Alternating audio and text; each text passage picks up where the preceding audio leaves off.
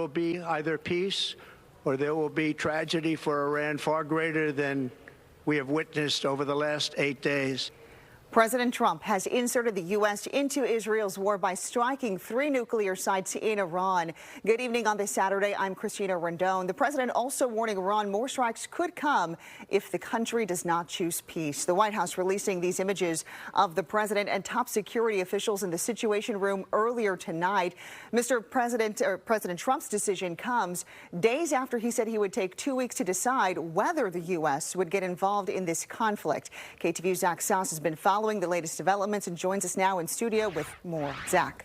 Yeah, and earlier tonight, Iran acknowledging the U.S. strikes, the government reporting, quote, no signs of contamination at the nuclear sites hit. Meantime, Iran's Foreign Minister Abbas Araghchi calling the strikes, quote, outrageous and adding that they will have, quote, everlasting consequences. President Trump, for his part, making it clear that any further escalation by Iran would be met with a military response by the U.S. Tonight, I can report to the world that the strikes were a spectacular military success. President Donald Trump speaking from the White House Saturday evening following a U.S. military strike on 3 sites in Iran targeting the country's nuclear program.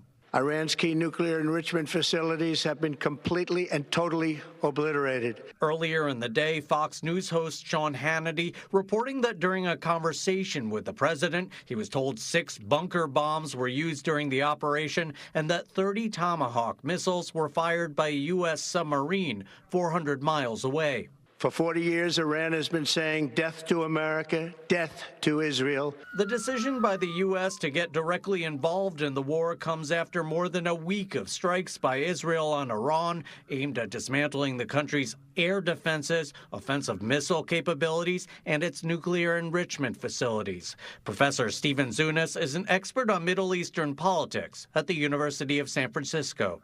I am somewhat surprised it would come to this point, especially given Trump's strong anti-interventionist sentiment and how that was really the key issue that got him elected president. Prior to the attacks, the Iranian government pledging to retaliate if the U.S. joined the Israeli assault. If they disrupted shipping in the Persian Gulf, it could obviously disrupt where a good percentage of the world's oil flows through, and the impact in terms of oil prices and the global economy as a whole could be significant.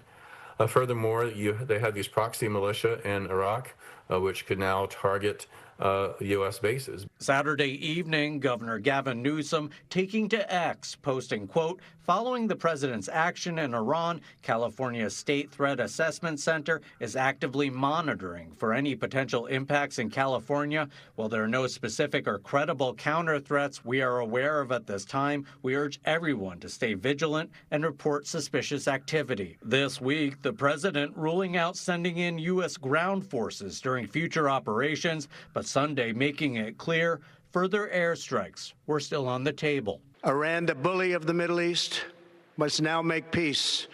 If they do not, future attacks will be far greater. And we're expecting to learn more about the operation tomorrow when a news conference will be held by Secretary of Defense Pete Hegseth and Chairman of the Joint Chiefs of Staff General Dan Kane. That news conference scheduled for 8 in the morning Eastern Time.